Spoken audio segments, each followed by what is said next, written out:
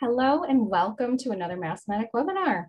Today we are talking about reimbursement, and welcome to earlier reimbursement as a driver for valuation.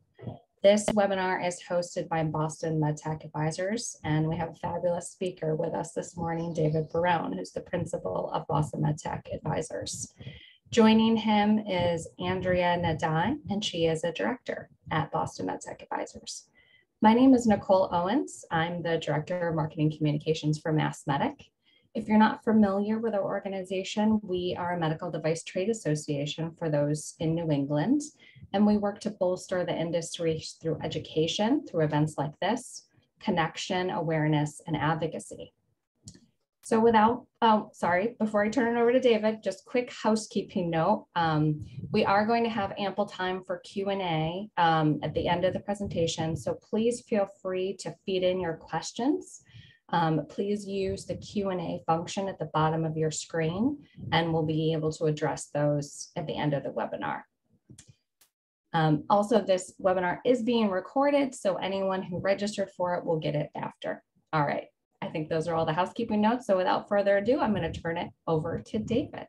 Thank you. Nicole, thank you very much. And thanks for MassMedic for hosting this webinar.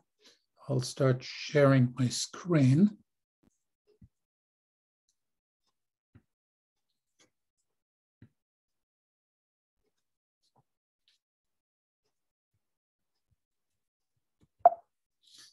Okay, so good morning for those that are in the US, and good afternoon for those that are joining from outside the US.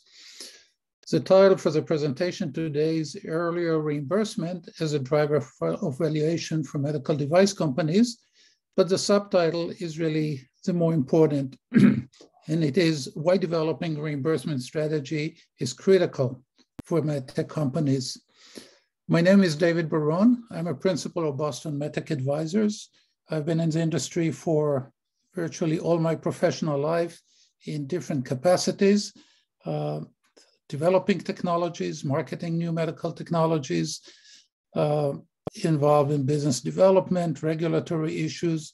I've started a number of companies, healthcare service companies in different areas. I raised funds. I invested both as a limited partner in venture capital firms and directly. I was chairman, director, friends of early stage companies. In the last 17 years, a principal of Boston MedTech Advisors. So I've seen this industry from different angles, and the presentation will try to reflect some of those angles. Just a few words about Boston MedTech Advisors. We were founded about 18 years ago. We worked with over 400 companies in all areas of life sciences. I'm not going to go through the list, but there are almost every segment of medical technologies have been addressed by us more than one time. Our focus, there are really two focuses. One is to support companies that are developing and introducing new technologies into the market. And the second one is not less important, and this is work with these companies to increase the likelihood that the technology would be adopted. And my coming comments will probably provide additional context to this comment. So the agenda today, I'm going to touch on a number of issues that are all pertinent to reimbursement. First one is try to articulate why reimbursement is important for companies, then just touch on the mechanics of reimbursement, codes, coverage, then talk a little bit about the landscape that is changing in the US and to a certain extent outside the US. What are the implications for early stage companies? Given time, I'll present two case studies that we're involved with that are very relevant. And as Nicole stated, we'll leave time to questions. So jumping right away, why reimbursement is important. The vast majority of medical device companies, that's true for startups and larger companies, miss their plans. Every development of new technology starts with a business plan, and the business plan basically demonstrates the blue line here. At a certain point of time, product would be introduced, and then there'll be an inflection point, and there'll be scalability, and the product would be selling to certain markets at a reasonable volume. In reality, the vast majority of the companies really follows a green line on the bottom.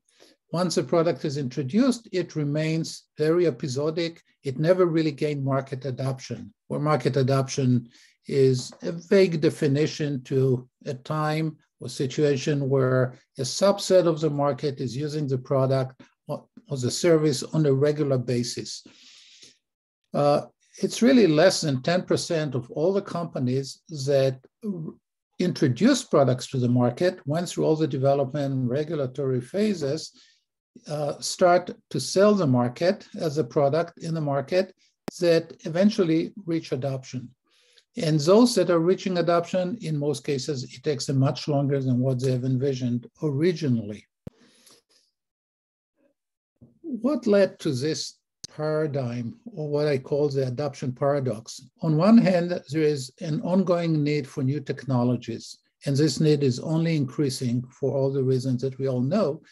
But on the other hand, it's increasingly more difficult to gain clinical and market adoption for those technologies. So in somewhat simplistic fashion, if you look at this slide, 20, 25 years ago, in order to gain adoption, product has to show safety and efficacy to go through the FDA. I'm referring mostly to the United States here, but it's true also for other countries where there is regulatory agency. And to show some very limited outcome data, and then most products were adopted. And then gradually, if we do fast forward to today, you see safety and efficacy are obviously requirements. It takes more effort to show efficacies. The technologies are more complex. FDA is more demanding than it used to be. So it takes longer. What have changed dramatically in the last 20 plus years is the need to show outcome data in order to gain adoption. And the outcome data, the quantity and the quality of the outcome data is increasing continuously.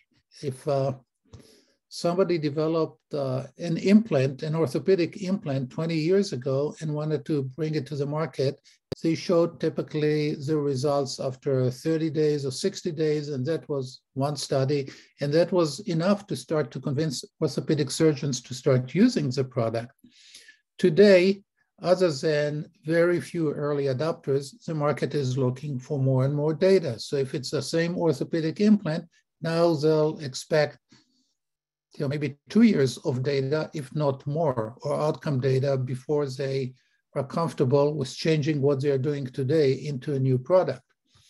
And the other element that has changed considerably is reimbursement. In the 90s, when I developed products and marketed products, the term reimbursement was hardly mentioned. Virtually every product that was introduced was paid for in one fashion or another.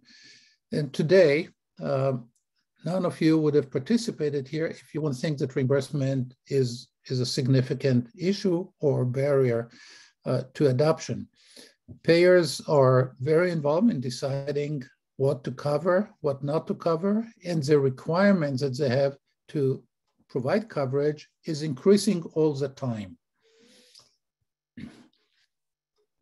So what does it mean to have reimbursement? It really means multiple things. One is that the technology or the procedure are covered, which means payers will allow payment, reimbursement for those technologies for a reasonable number of patients. The coverage has to be sufficiently broad. It has to not limit it to people that are the most critical or specific clinical settings. It has to provide essentially reasonable access to the relevant market for this product. And the payments need to be appropriate, which means they need to cover the cost of all the people that are in the food chain here, the physicians, the hospitals, the clinics, distributors, manufacturers.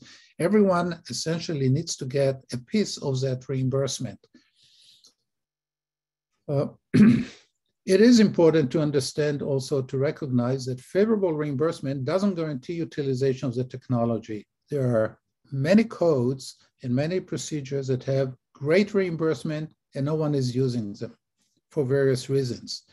But the vice versa is also important to understand and recognize that lack of reimbursement will adversely impact utilization. If clinicians, if providers want to use the technology and there is no reimbursement, there'll be less utilization of that technology, generally speaking. So the longer time to adoption has significant implications. It delays revenues for the companies because it's difficult to scale up and to sell before you have revenues, before you have reimbursement. Because the timelines are longer, companies need more funding. The valuations are negatively impacted in earlier stage. Business development initiatives are delayed. Companies, the major companies are waiting before they jump in or are ready to enter into any serious collaborations, marketing collaborations, or acquisition. They want to see market adoption before they do this. And during this extended time, there's always risk of new competitors, new methods, new technologies coming to market and hampering the benefit or the opportunity for the company. Saying all this, I'll jump into a little bit into codes and coverage, into the mechanics. So reimbursement, the term reimbursement is really an informal term. The industry, the formal industry doesn't use necessarily these terms. They're referring to three elements. One is codes, coverage, and payments. So what are codes? Those are identifiers of procedures, diagnoses, devices, drugs, etc. It's just a code that enables providers, rather than describe in long language what is that they have provided, there is a code for this. In most cases, a code is required when you submit a claim. Coverage is a set of the terms of conditions for payments. It's important to recognize that codes are universal. The entire industry is using the same set of codes for everything, whether it's a drug, a device, a procedure, and so on. Coverage is something that is developed and issued by every insurance company separately. So you have one set of codes and hundreds of coverage policies, again, specific for each payer. And payments are essentially the definition of how much a payer will pay a provider for a technology, or product, or a service based on the codes and the coverage and the negotiations that they had between the two entities. So codes. Codes, there are multiple set of codes. I'm not even going to go through all of them. I'll just mention the primary ones. The first one are the ICD-10 codes. Those are codes that describe diagnosis and procedures. They're actually the only set of codes that are universal worldwide. And essentially they describe the condition that led to the provision of a specific service. DRG, very familiar term. DRG applies for inpatient care. There are over 700 DRG, and DRG stands for diagnostic related groups. They are determined by the principal diagnosis and/or the principal procedure and secondary comorbidities and complications of the patients. It's a prospective payment system, which means that a hospital, once it admits a patient, based on the reason for admission and what is a primary procedure, surgery, for example, that is going to be provided to the patient, they know a priori how much money they'll receive for that patient. So they are not receiving money based on the actual cost of treating a specific patient, but based on a schedule that has been predetermined earlier on.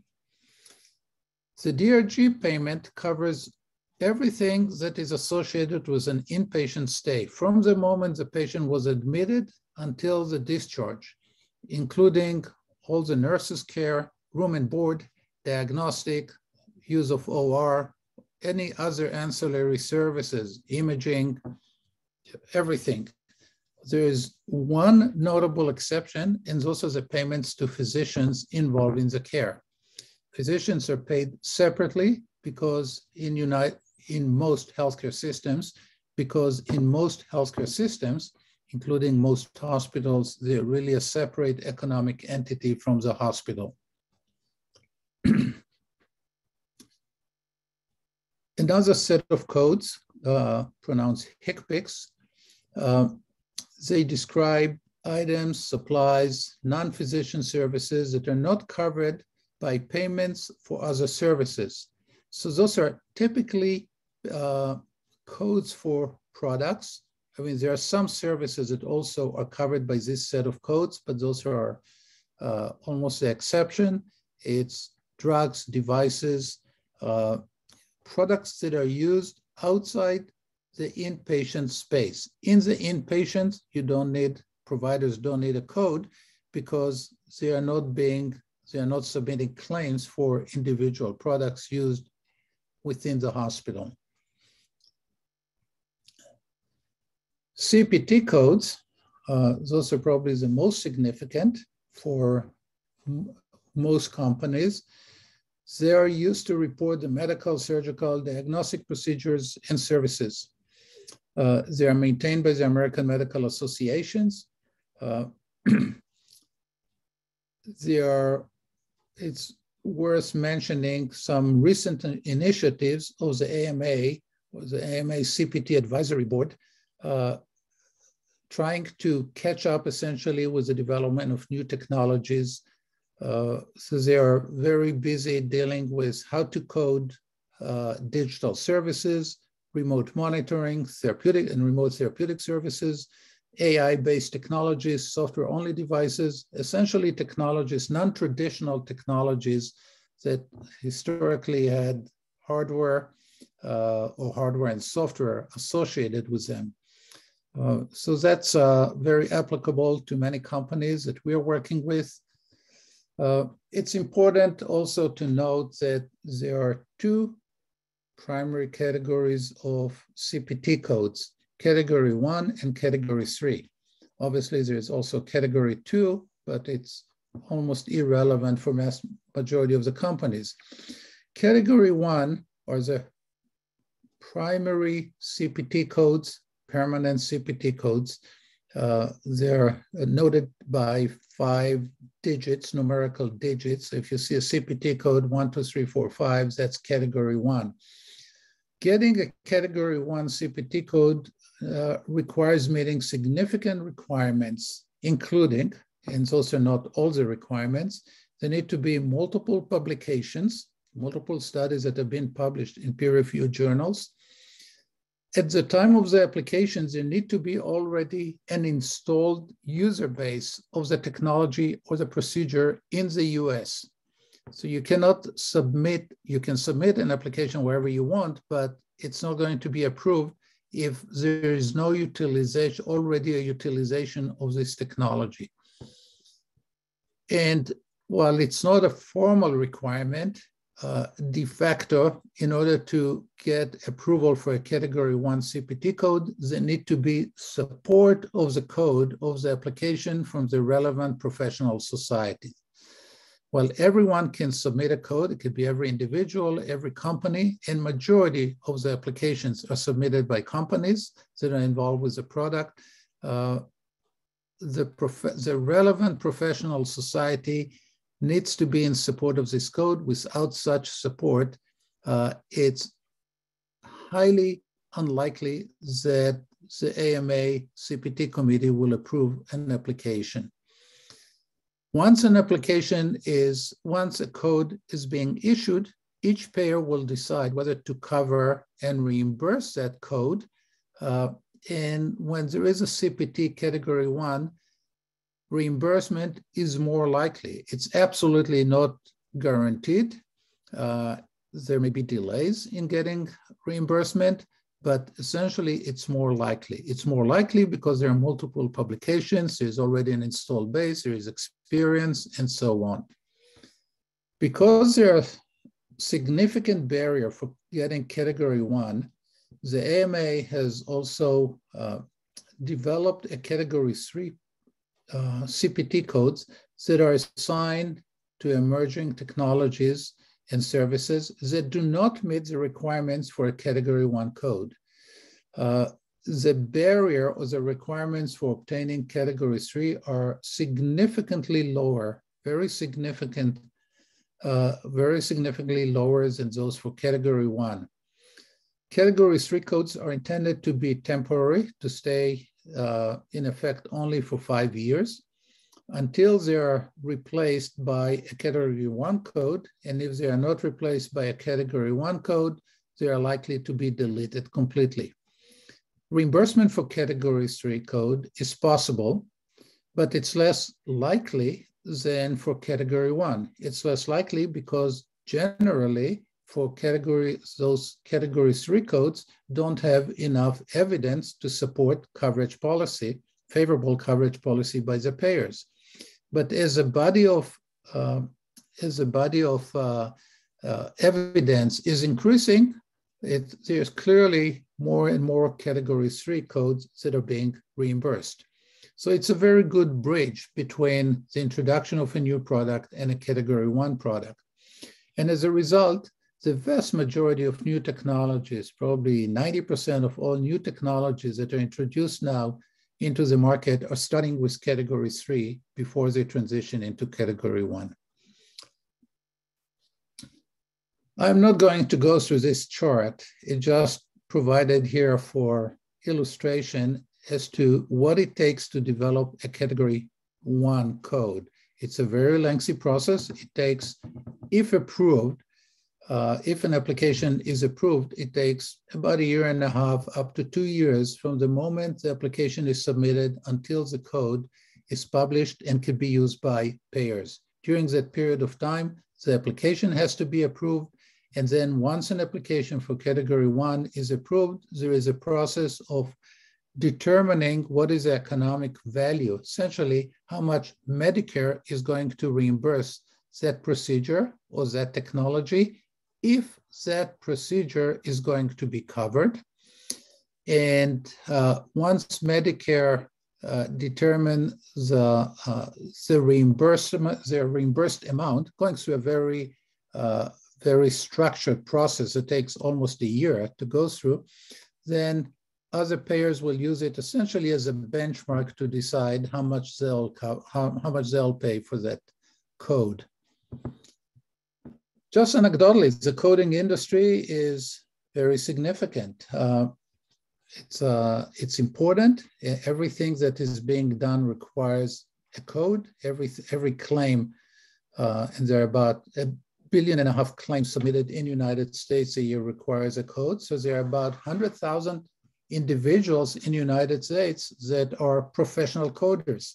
Their entire day is filled by looking at what's being done and identifying the right code to be submitted in a claim to a medical insurance company.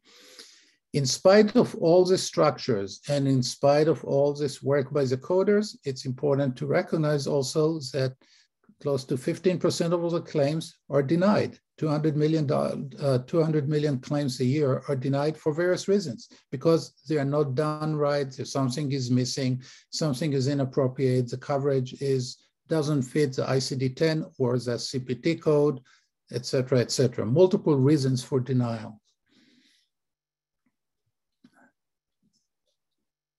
The other important thing to recognize is that FDA approval doesn't guarantee reimbursement.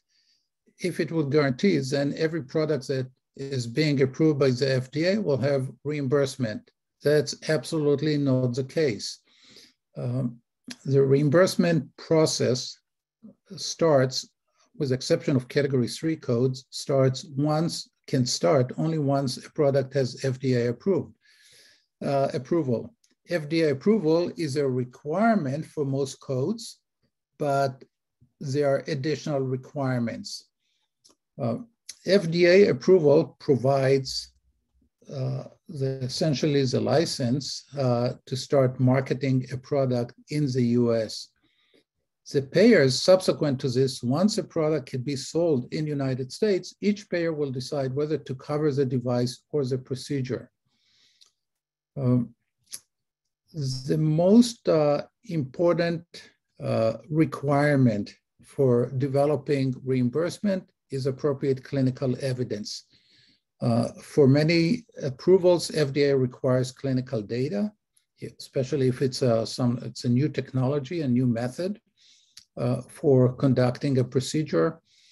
In most cases, for most medical devices, FDA will provide an approval based on a single pivotal study that demonstrates safety and efficacy. That study doesn't need to be published. Often it's even confidential. On the other hand, payers' decisions are based on multiple studies. Those have to be published in peer-reviewed journals, and they have to assess, in addition to the safety and efficacy, also the clinical outcomes. They have to compare the product to existing practices. They have to address multiple questions. So the development of this clinical evidence is really one of the primary drivers to the time it takes to obtain a new code, especially Category 1 code, and why it takes longer to get favorable coverage or broad coverage decisions by the payers. As far as coverage, there is a clear distinction between Medicare and everyone else in the United States. Medicare decisions, coverage decisions are governed by a law, by a statute, which requires Medicare to cover every product, every procedure that is reasonable and necessary for the diagnosis or treatment of illness or injury. There are obviously interpretations, lots and lots of interpretations and guidelines developed by Medicare on an ongoing basis, but it's all based on their interpretation. And what you don't see in the statute is the cost. Medicare, when they decide whether to cover a procedure or a technology, does not look at the economics of this, or the pricing of that technology. They are not allowed to do so. They have to make a decision based on the merit. And once they decide to cover, they establish the pricing for that procedure. Everyone else, whether they are private plans, Blue Cross, Aetna, Cigna, Medicaid, state programs, whether they are public, private, commercial, employers, and so on, they have other criteria. Some of them are similar in spirit to what Medicare is, but all of them, without any exception, consider the clinical and the economics of the procedure at the same time.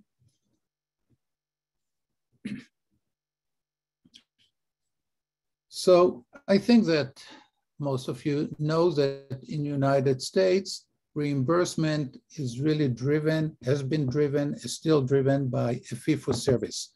Every service is being paid separately, every product is being paid separately, and that culture really drove significant utilization of services in healthcare expenditures in the United States.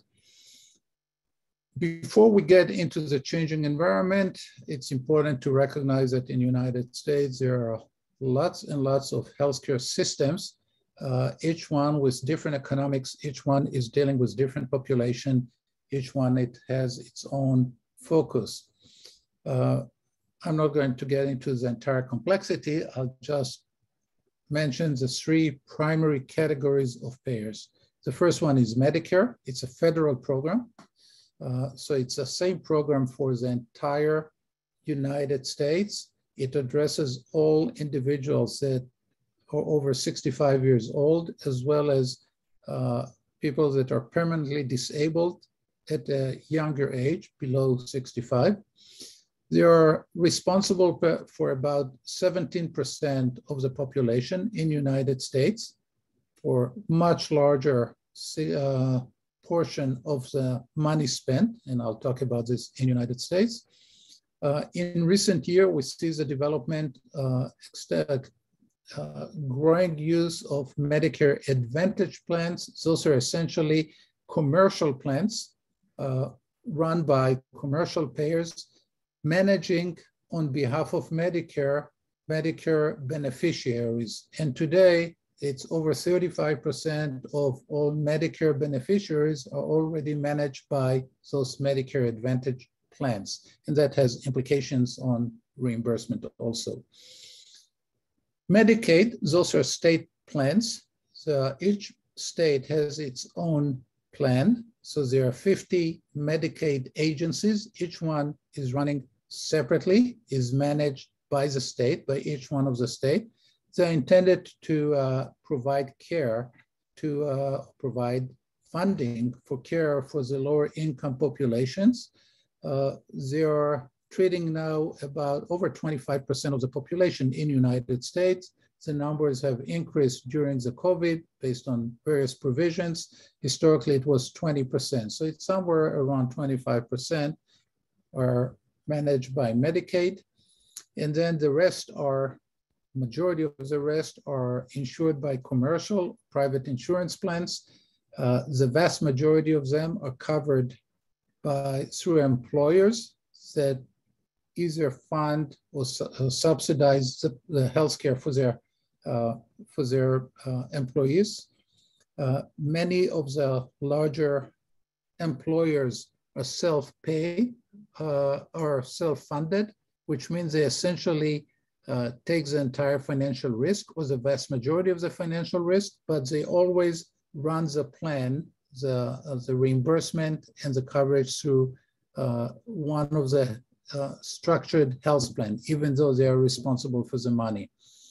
And then there are individual purchases also, people that are either not working and are not entitled to Medicaid or to Medicare and are looking for a plan. They can buy a private insurance policy.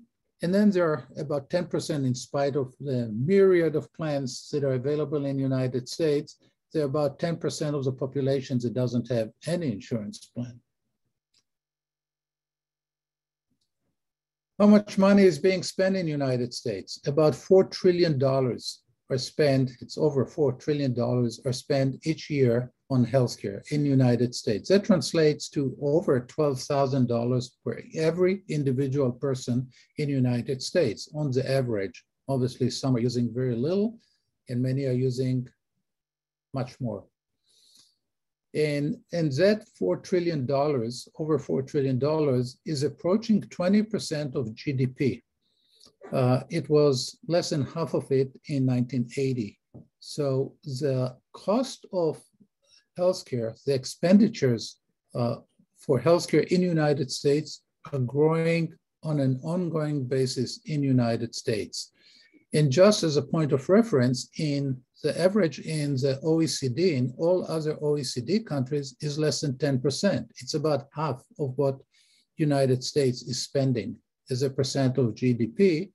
Germany, which is the second most expensive healthcare market in the world in terms of percent of GDP, is less than 12%. So there is a huge gap between the United States and everyone else in the world. Where is this money? Who is spending this money? Essentially, federal government, state, local government spend almost 50% of that money, which is one way or another, those are tax money being funneled through governments, local, state, federal, into providers. And all the rest is being spent by private businesses, employers, individuals, and then many other small sources. So what, I mentioned the amount of expenditures in the United States. Not everything is seeing that inflationary increases in the United States. Actually, if you look at a period of time, about 20 years, you see that the cost of healthcare almost doubled in United States. That's different than almost any other sector in industry. If you look at food, it's about 50% over that period of time. If you look at technologies, as we all know, the cost of unit of a technology keeps going down. So healthcare is just an outlier compared to any other sector in healthcare, in industry and economy. Not only the overall expenses are going up, but every individual is feeling it in their pocket, even if their health insurance is paid by somebody else.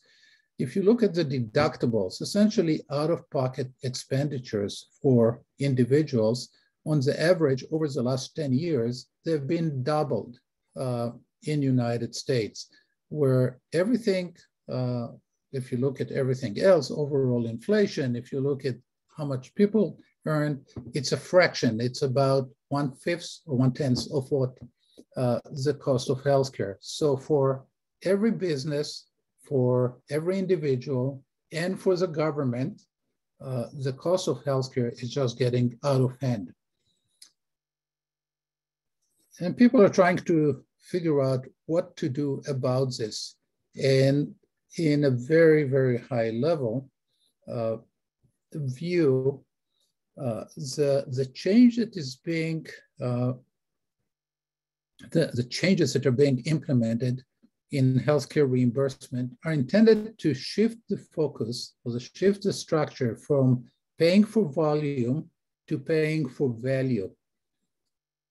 And if you look at the CMS statement, they say we are moving to a system that rewards value over volume. The idea is that people that provide better value would be able to make as much money or even more money than people that are just driven by providing higher volume, even if the quality or the benefits are not there. CMS also expects that paying for value will foster innovation as providers look for ways to compete by providing the highest quality care at the lowest cost.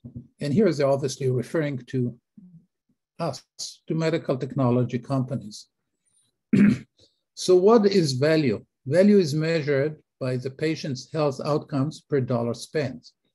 So cost can be measured. At least there are ways to measure cost, reasonable ways to measure cost of a service, of a device, of a procedure. Quality is much more difficult to measure. And if we cannot measure quality, we cannot assess value. So the industry, whether it's driven by CMS or by payers, by professional societies, by healthcare systems, by key opinion leaders, various entities are developing quality measurements. Not all of them are used for every procedure or every technology. For every aspect of healthcare, those entities are trying to identify quality measures that are pertinent and relevant for that procedure. So there are a lot of this, and each one that is developing a new technology needs to understand how their immediate market, their users and the other constituencies that are involved in what they're doing are going to assess quality for their technology. So the landscape is gradually changing. The market is still, by and large, driven by fee-for-service in most cases, but value-based payments are increasing. There are more and more systems that are implementing it on at least on a partial basis. The important thing to understand is that everyone is thinking value. So as decisions are being made now about changing procedures, more and more people are thinking about what does it mean value-wise, not only volume-wise. So if you look at the past and then what's happening now and looking into the future, as I said, the volume-based incentives are shifting to value-based, to outcome-based. Fee-for-service is changing to bundle care, paying for episodes of care for a whole range of services bundled together. Payers assume financial risks. That was assumed the entire financial risk. That was in the past. Now, payers and providers are more and more sharing the risk in different ways. And one important implication for those marketing medical devices, historically, devices were selected by a physician. If a surgeon was interested in a device, in a new technology, all he had to say is to a hospital or to the healthcare system, I need it, I would like to use it, and generally they got it. Today, those things, that paradigm doesn't exist. Every decision starts with interest and a desire by a clinician to use new technology, but there are always other entities that are involved in making the decision, looking at the operational issues, looking at the economic issues, etc. There is a whole alphabet soup of acronyms associated with that value change, lots and lots of initiatives, all intended to shift the mindset and the operation of providers from fee-for-service into value-based medicine. I'm not going to go through all of those things. You may recognize, some of you may recognize some of those terms. Literally each one of those lines require a whole presentation by itself to get into it. So what is that we, medical device company, need to do? As I said, reimbursement affects a lot of different things. Investors want to know early on what it will take, time and funds, to obtain reimbursement because they recognize the implications of marketing, sales, scalability, and so on. Go-to-market strategy is impacted by lack or availability of reimbursement and the scope of coverage. You cannot develop go-to-market strategy without understanding who is going to pay and for what and how much. Sales are difficult to ramp up until reimbursement is established. Can start selling in the market, but it's difficult to get any meaningful market share without the reimbursement. And as I mentioned before, marketing partners and acquirers are holding off until reimbursement is established. So if you think about it, about these issues as an executive, board member, investor in a company, addressing reimbursement early in the project life in the past, until 10, 20 years ago, wasn't really important because reimbursement wasn't a major consideration in the success of the product.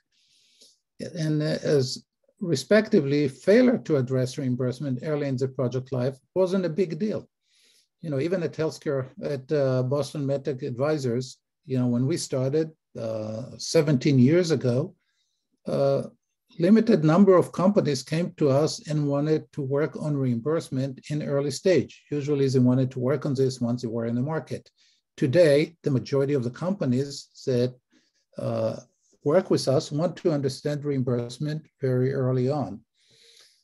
Because yesterday, until recently, again, dealing with reimbursement early on was nice to do. And not doing it was probably a bad practice, but not destructive. But today, it's really a critical requirement to work on reimbursement early on, to understand reimbursement and to have the plans for reimbursement. And not doing it is essentially a formula for failure or huge risk factor by itself. So reimbursement assessment early on entails really looking at lots of different issues, and this is only a subset of them. Is the new technology going to change current practices? What will be reimbursed specifically? Physician services, facility, hospital payments, clinic payments for the device itself. Who would be the users? Who are the payers going to be? Where would the service or the technology be used?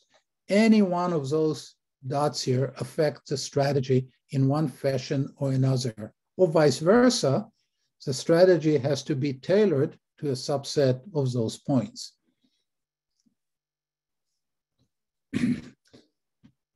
That early assessment really ends up with one important question that needs to be answered very early on. Can we use current codes and coverage policies for the new technology or the new procedures that we are planning to introduce? If we can use it, if our assessment suggests that there are existing codes, then the implications of this that we are unlikely to be able to get a new code, even if the economics of the new technology are very different. Let's say that there is a code for a product and the reimbursement for this today is $100. And now we're introducing a product that fits exactly into that code and into the existing coverage policy, but it's better, it's more accurate for the sake of discussion, and we want to sell it for $200. We're not going to get more money if we are using the same code. A different economics is not a justification by itself for issuing a new code.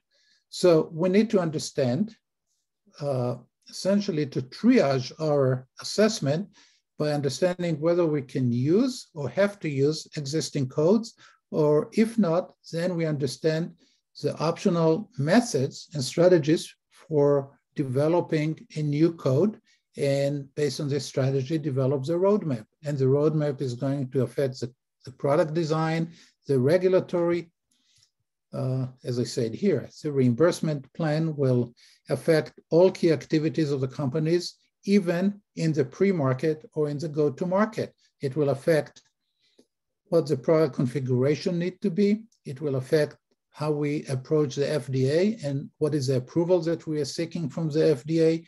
It will absolutely affect the development of the clinical studies roadmap, the marketing strategy. As I mentioned before, in order to get a new code, there need to be already an existing user base, which means I need to have a marketing plan going into the market at that point, etc. So sooner you understand the roadmap to reimbursement, the better you are. A lot of people are asking us, when is the right time to start dealing with reimbursement?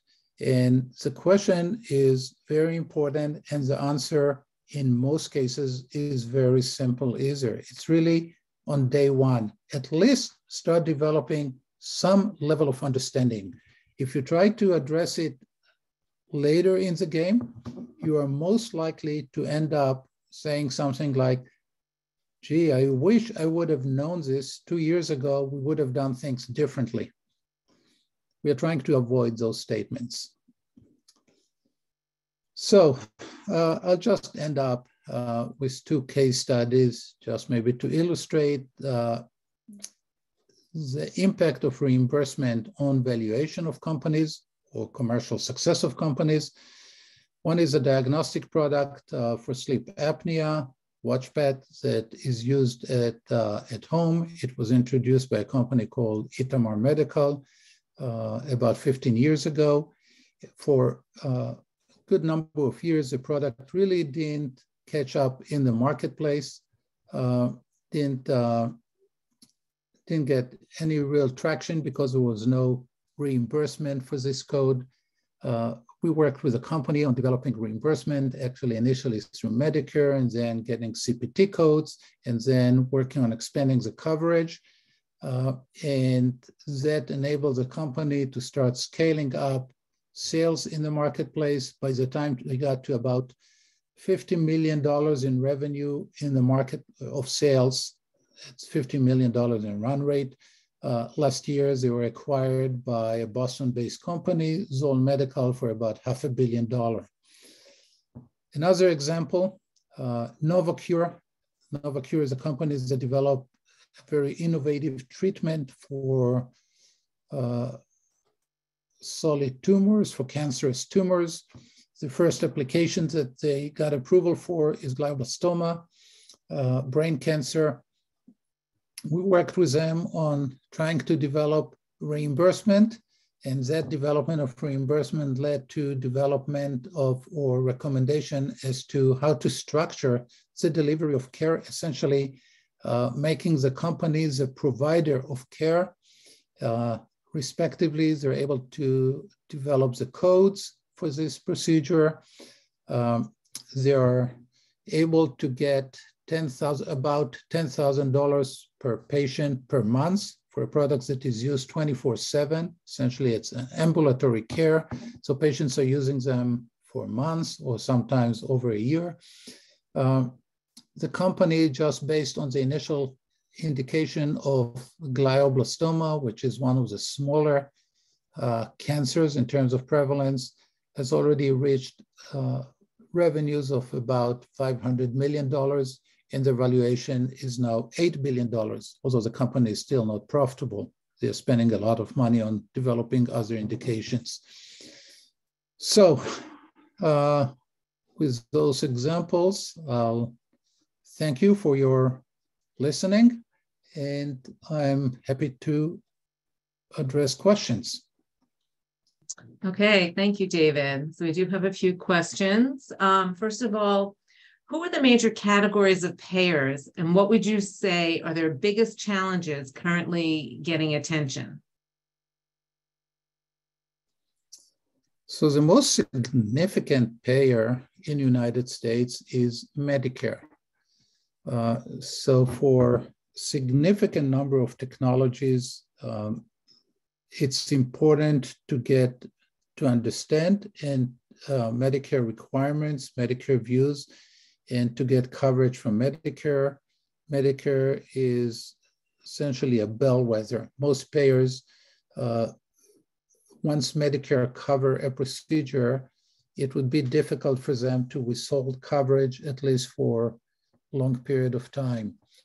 But that's not true for all technologies. It really depends on who is the target audience. So if somebody developed technology for pediatric use, then Medicare is almost irrelevant in that case. You really need to look at commercial payers. If people are developing technologies that are intended for nursing homes, it's very important to understand what Medicaid or Medicaid agencies are going to do with that technology and whether they are going to cover it, because Medicaid is responsible for payments for most nursing homes. So the answer really depends on what is the technology, who is the target audience, how it's going to be used, and so on. And there are examples, for example, for technologies where none of the payers is crucial. They're always important, but not necessarily critical. If a product is intended to be used in a hospital, in an ICU, for example, somebody comes with a monitor for critical care patients in a hospital is not going to itemize that technology when they receive reimbursement. They are receiving payment based on the respective DRG, whether they are using that product or not. So as long as a product has FDA approval, a hospital can make a decision whether to buy the product and use it or not. And whether they do it or not, in most cases, it's not going to affect the reimbursement. There are exceptions to every rule, including what I just said, but in the vast majority of cases, that's probably the leading consideration. Okay.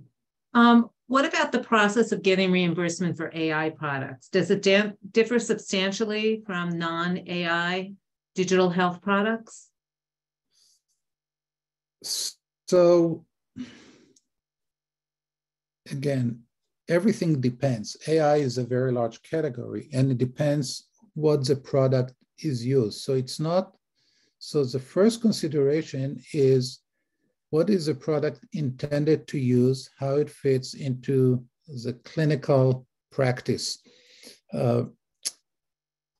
There are AI-based products that don't have any codes. They're intended to support operations and not directly patient care, for example. So the decision of whether to purchase them or not are not predicated on reimbursement, but the value seen by the providers using them.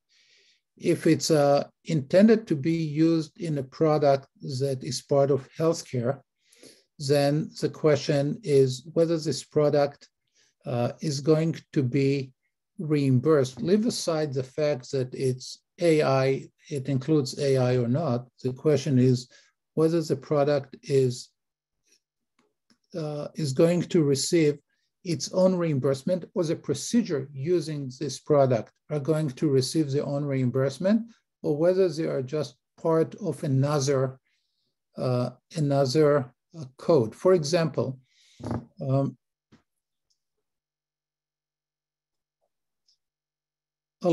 are multiple companies that are developing AI technologies to support imaging analysis by radiologists.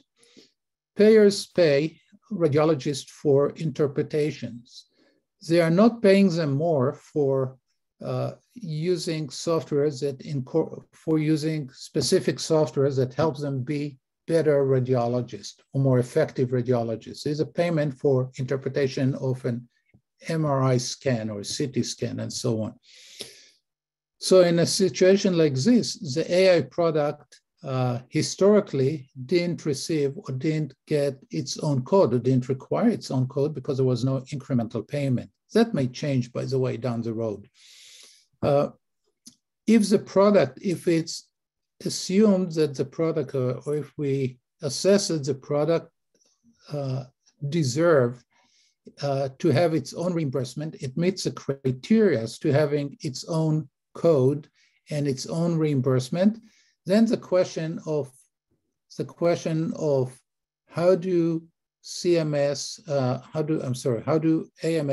the CPT advisory board, and payers will assess this product, assuming or considering the fact that it has AI. I mentioned before that very recently, AMA developed guidelines to how to define AI-based products.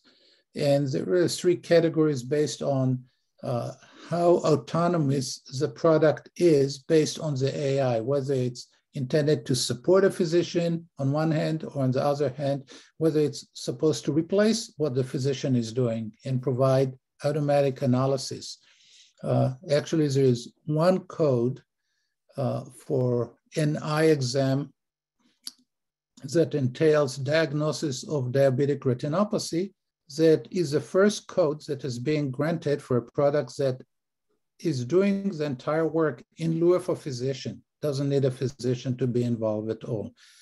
So again, the questions to summarize this protracted response, first, we need to analyze whether the product would be reimbursed by itself, and then figure out how to incorporate the AI element into that.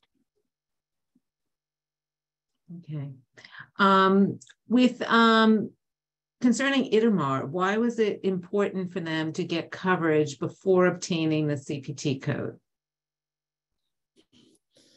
So without getting in too much into the history and of that effort, I mentioned before when I spoke about CPT codes that one of the critical requirements is to get the support from the professional society, to get the support for a new code. For various reasons, the respective society, in that case, American Academy of Sleep Medicine, objected to a code that entailed home studies at the time. They changed their views since then. But at that time, they didn't want to support any code that expanded the use of at-home diagnostic sleep studies, including the watchpad. But it wasn't, their objection wasn't necessarily limited to the watchpad. So once we realized that because of their objection, we cannot get we cannot really develop the CPT code, there is a way to approach Medicare and ask Medicare to develop a coverage for procedures that don't have CPT codes, but Medicare considers them to be valuable, sufficiently valuable for their beneficiaries. So we went through that route. It's a route that is not used very often, and Medicare is definitely not abusing it. It's using it very selectively, but they have a way to say, we would like to provide coverage.